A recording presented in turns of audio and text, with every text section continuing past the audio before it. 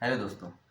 MBBS की counselling तो all India quota से होती है और स्टेट कोटा से भी होती है, लेकिन आयुष की किस तरह से होती है काउंसलिंग, स्टेट कोटा और ऑल इंडिया कोटा का क्या सीन रहता है। तो देखो, 100 सीट अगर किसी कॉलेज की होती है तो 15% ऑल इंडिया कोटा में काउंसलिंग के थ्रू जाती है और बाकी से 85% वो स्टेट कोटा में काउंसलिंग के थ्रू होती है। तो सभी का काउंसलिंग, सभी स्टेट का काउंसलिंग का प्रोसेस थोड़ा थोड़ा सा अलग होता है, लेकिन बहुत हद तक सिमिलर होता है। लेकिन ऑल इंडिया तो ऑल इंडिया होता है, तो ऑल इंडिया में जो और सभी स्टेट की 15% सीट्स जाती है काउंसलिंग के लिए।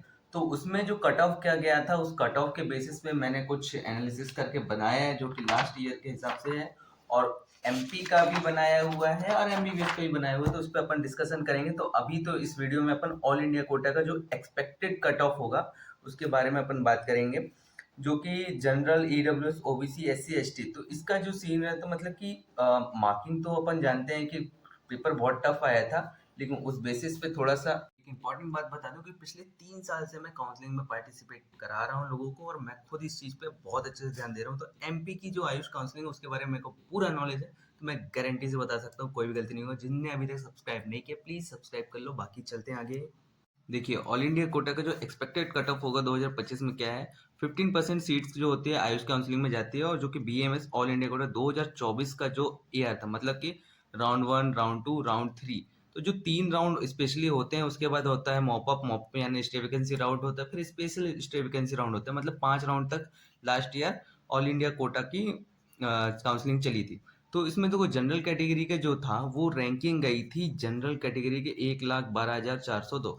तो इस बार भी लगभग लगभग सेम हो सकता है, लेकिन मेरे हिसाब से ये जो 1,12,402 है ना, ये 1,12,000 से थोड़ा सा डिफरेंस होगा, और मार्किंग तो भाई पूरी चेंजेस हो जाएगी। और कितनी चेंज होगी इन्हीं के बारे में अपन थोड़ा सा बात कर लेते हैं सभी कैटेगरीज में। जनरल में अगर हमने देखा कि 1,12,402, देखो मेरे हिसाब से स्टूडेंट बढ़े हैं, क्योंकि स्टूडेंट बढ़े तो उनकी मार्किंग भी बढ़ी है, और ऑल इंडिया कोटा यानी एमबीबीएस में बहुत सारे लोगों का नहीं होगा। बनी बात है, क्योंकि सीटें भी कम हुई हैं, कम तो नहीं हुई, जितनी उतनी है, लेकिन स्टूडेंट तो बढ़े हैं और स्टूडेंट पहले से ज़्यादा तैयारी करके दिए हैं।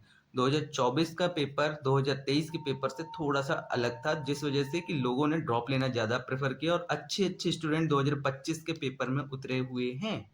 तो बनी बात है कि इसका कट ऑफ भी ज़्यादा चेंजेस नहीं होगा, लेकिन 1,12 अगर है तो मेरे हिसाब से 1,15, 1,16 तक की रैंकिंग जा सकती है, जो कि जनरल कैटेगरी में आएगा। और मार्किंग मार्किंग भाई मैं बोल सकता हूँ कि 500 के आसपास होगा, जो कि जनरल कैटेगरी का होगा। ईडब्ल्यूएस में थोड़ा सा चेंजेस होगा, 470 तक मेरे हिसाब से जा सकता है ऑल इंडिया कोटा, क्योंकि अब मैं इसका स्टेट कोटा की बात नहीं करूँगा। ऑल इंडिया कोटा का कट ऑफ हमेशा ही ज़्यादा जाएगा, और इसकी भी रैंकिंग लगभग 125 के आसपास, 1,25,000 के आसपास होगी।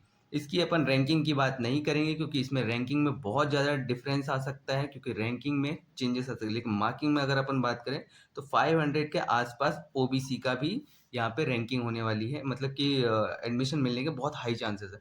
एससी कैटेगरी में यहाँ पे 350 मार्क अगर किसी के आ रहे हैं तो उसको थोड़ा सा सांस लेने की बात है, कि हाँ उसे ऑल इंडिया कोटा से बीएमएस कोर्स को मिल जाएगा ऑल इंडिया कोटा से, इंडिया के किसी भी कॉलेज में।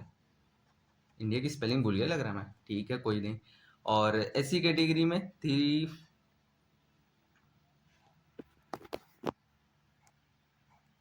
एससी कैटेगरी में 416 है, तो यहाँ पे मेरे हिसाब से 300 के आसपास सीट मिलने की चांसेस, क्योंकि जिस हिसाब से लोगों ने रिव्यू दिए अपने उस हिसाब से।